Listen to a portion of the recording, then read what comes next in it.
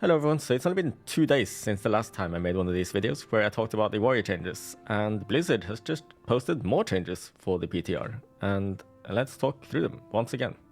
Top 2 lines here, we already talked about those in the previous video, so this is new here, the 2 lines about Mountain Thane. Let's talk about Mountain Thane first, and I'll talk about Slayer after. So Mountain Thane, lightning strikes damage increased by 25%, and ground current damage also increased by 25%.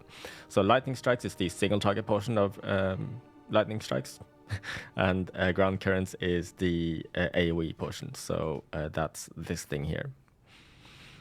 Now, so that's a big buff for Mountain Thane on single target for sure, and also some AoE as well, I suppose.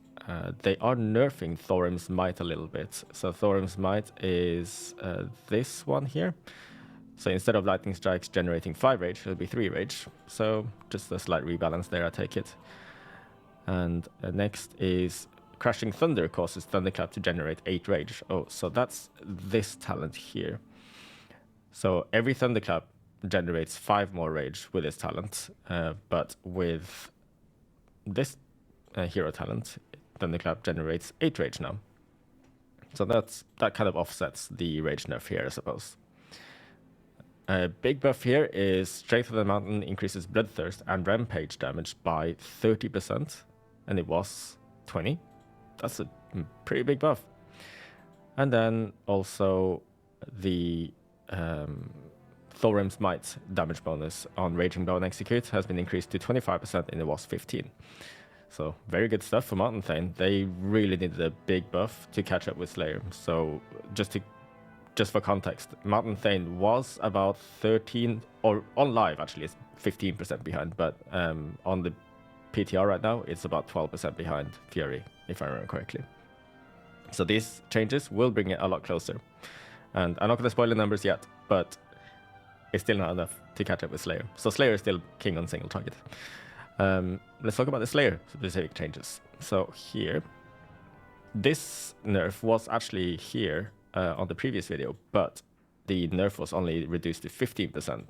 They reduced it further now to 10%. So literally cut it in half. Unfortunate. And Opportunist now increases damage and crit strike of your next overpower or raging blow by 20%. And it was 30% on live. But in the previous notes, it was actually 25%. So they've nerfed it even further now. And again, I feel like these changes are targeted at Fury.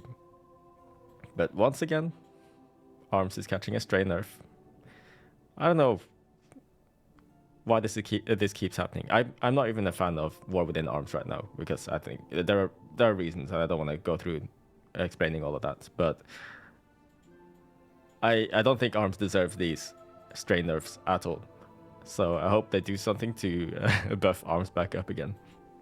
But let's move on. So here we've finally got tier Z bonus buffs, because our tier Z bonus, as you probably know, really sucks.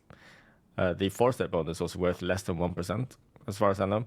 So let's talk through the changes here. So Bloodthirst increases the damage of your next Rampage by 15% instead of 10. 50% buff on the 2-set, that's nice. And then 4-step, when Raging Blow resets its own cooldown, the damage of your next Bloodthirst is increased by 20%, stacking up to 2 times, and it was 10%. So they doubled the value of the 4-step. So it's still not super great, but it's finally a buff. So I think this is more in line with how strong other tier set bonuses are in general. There are still some outliers, I'm sure, but this was a long overdue buff, I would say. So what do these numbers mean actually? So these numbers, I've got them here. So before we do any more optimizing on builds, or like check if any of these changes change any of our builds or enable any new builds, I don't think they actually will, but with current talents, Slayer Arms lost another 1.3%, and it lost 0.9% versus 5 targets. So on single target, minus 1.3, 5 targets, minus 0.9. Slayer Fury is pretty much neutral. So there was a lot of words here, right? This, and then this. But in the end, Fury got buffed by 0.6% in AoE, and it's literally the same on single targets. So another non-change for Fury, but a loss for arms. But the big change is Mountain Thane here. Mountain Thane Fury is up by 9.2%, which means that it's still about 7% behind Slayer, apparently, on single targets. But if you are expecting to AoE Mountain Thane and AoE...